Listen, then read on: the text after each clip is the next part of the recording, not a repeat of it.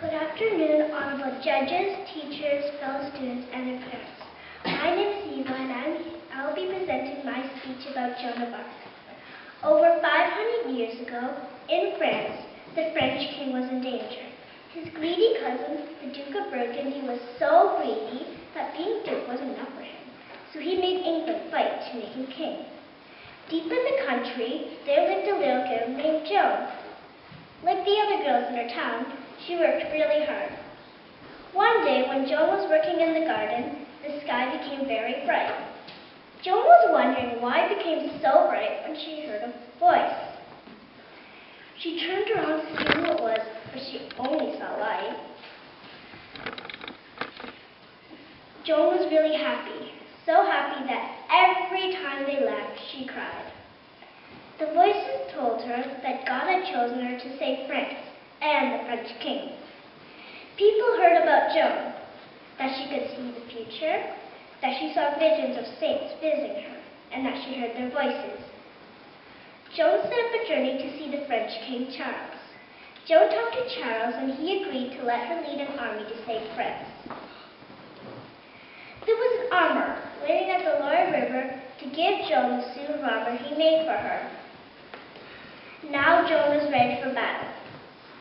At first, Joan had a group of men called the men-at-arms. Later on, Joan had a force of about 4,000 brave men. Finally, Joan went to battle the English. Joan predicted that an arrow pierced her above her left shoulder, and the next day, an arrow pierced her right where she predicted it would. After a lot of fighting, Joan was captured. She was captured by an enemy archer when she tried freeing the city Campagne. Joan was fighting when a huge English army ambushed them. They were outnumbered, so she decided to retreat. This time, Joan could not escape because she was surrounded. Joan was imprisoned in a castle.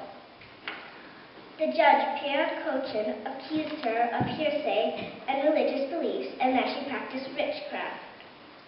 On May 30th, 1431, Joan was led to the marketplace at Rome where she was to be. A few days later, Joan was told that she was to be burnt. On May 30th, 1431, Joan was led to the marketplace at Rome where she was to be burnt.